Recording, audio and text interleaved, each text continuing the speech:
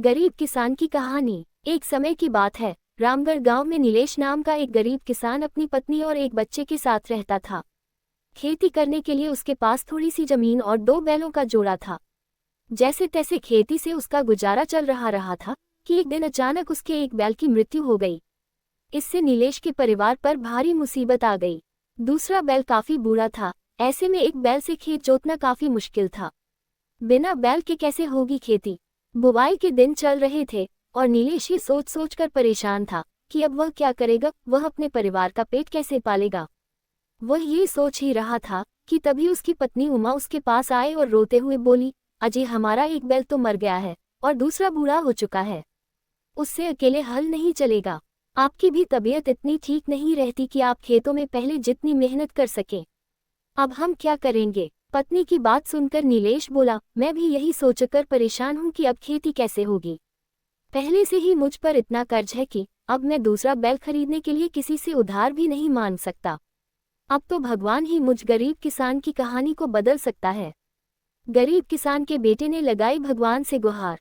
नीलेश का बेटा ये सब सुन रहा था। माता पिता को परेशान देखकर वह मंदिर गया और भगवान शंकर की मूर्ति के सामने हाथ जोड़कर रोते हुए बोला, महादेव, मेरे बाबा बहुत दुखी हैं। आप तो सबके दुख दूर करते हो, मेरे बाबा का दुख भी दूर कर दो। इतने छोटे बच्चे को मंदिर में देखकर वहां के पुजारी ने पूछा, बेटा क्यों रो रहे हो, क्या हुआ। बच्चे ने सारा हाल पुजारी को बताया। पुजारी ने उसके सिर पर हाथ फेरा और कहा, चिंता मत करो बेटा, भगवान हमेशा उनकी मदद करते हैं जो मेहनत और सच्चाई से जीवन जीते हैं। तुम्हारी समस्या का भी हल जरूर निकलेगा। बच्चा मंदिर से घर जाने लगा, तभी रास्ते में उसे एक साधु दिखाई दिया। उसके साथ एक बैल भी था। साधु ने बच्चे से पूछा, मेरा बैल काफी प्यासा है, क्या यहाँ आसपास कोई तालाब या नदी है जहाँ मैं इसकी प्यास बुझा सकूं। बच्चा बोला, आसपास तो कोई नदी नहीं है, आप चाहे तो मेरे घर चल सकते हैं, थोड़ी ही दूरी पर मेरा घर है। साधु बच्चे के साथ उसके घर चलने को राजी हो गए। घर पहुंचकर बच्चे ने अपनी माँ को आवाज दी। उस समय उसके पिता खेतों में गए हुए थे। बच्चे की माँ ने बैल के लिए पानी और चारे की व्यवस्था की, साथ ही साधु के लिए भी घर में पड़े सामान से खाने को बना दिया।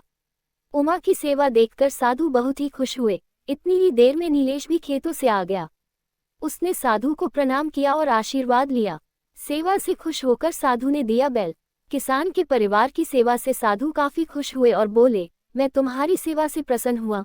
मैं चाहता हूं कि थोड़े दिन के लिए तुम मेरे बैल को अपने पास रख लो। यात्रा के दौरान जब मैं यहाँ से वापस गुजरूंगा तो मैं इसे ले जाऊंगा। साधु का बैल काफी हट्टा कट्टा था। पहले तो उन्होंने मना किया, लेकिन बाद में वो साधु की अमानत समझकर उसे रखने के लिए तैयार हो गए।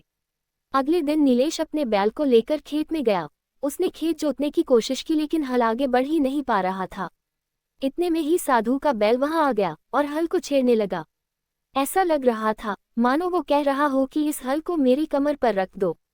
नीलेश ने हल को बैल के कंधों पर रख दिया। उस बैल ने अकेले की खेत जोतना शुरू कर दिया और पूरे दिन का काम मात्र कुछ घंटों में कर दिया। ये देखकर नीलेश बहुत खुश हो गया। उसने तुरंत खेतों में बीज बो दिए। घर आकर उसने ये बात अपनी पत्नी उमा को बताई। उमा बहुत ही खुश हुई और बोली, ये साधु महाराज का आशीर्वाद है, हम इस बैल की सेवा में कोई कसर नहीं छोड़ेंगे।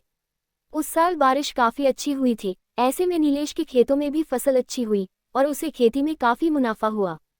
बैल पाकर बदले किसान के हालत। धीरे धीरे साल गुजरने लगे। नीलेश और बैल की मेहनत से किसान के घर में अच्छी बरकत होने लगी। देखते देखते नीलेश का सारा कर्ज उतर गया। उसका बेटा भी अब काफी बड़ा हो चुका था। एक दिन नीलेश का बेटा बैल को चारा देने के लिए बाहर आया तो उसने देखा कि साधु का बैल बाहर नहीं था। उसने सारे गांव में उसे ढूंढा, लेकिन वह उसे नहीं मिला। वह अपने पिता के पास गया और बोला, पिताजी, साधु महाराज का बैल कहीं नहीं मिल रहा है। अब जब वो वापस आएंगे तो हम उन्हें क्या जवाब देंगे। नीलेश बोला, चिंता मत करो, भगवान ने विपत्ति के समय उस बैल को हमारी मदद के लिए भेजा था। अब हम इस लायक हो चुके हैं कि हम एक नया बैल का जोड़ा खरीद सके। भगवान चाहते हैं कि अब हम अपनी मेहनत से खेती करें। ये कहानी भी जरूर पढ़ें। भाई बहन की कहानी। मेहनत का हाथ पकड़ आगे बढ़ा नीलेश और उसका बेटा। नीलेश के ऐसा कहने के बाद उसे और उसके बेटे को अपने सिर पर एक हाथ महसूस हुआ, जैसे खुद महादेव उन्हें आशीर्वाद दे रहे हों। इसके बाद दोनों बाप बेटे खेतों में मेहनत करने लगे और धीरे धीरे उनकी संपत्ति बढ़ने लगी। इस कहानी में एक गरीब किसान की मेहनत, लगन और ईश्वर के प्रति उसकी भक्ति को मनोरंजक तरीके से दर्शाया गया है।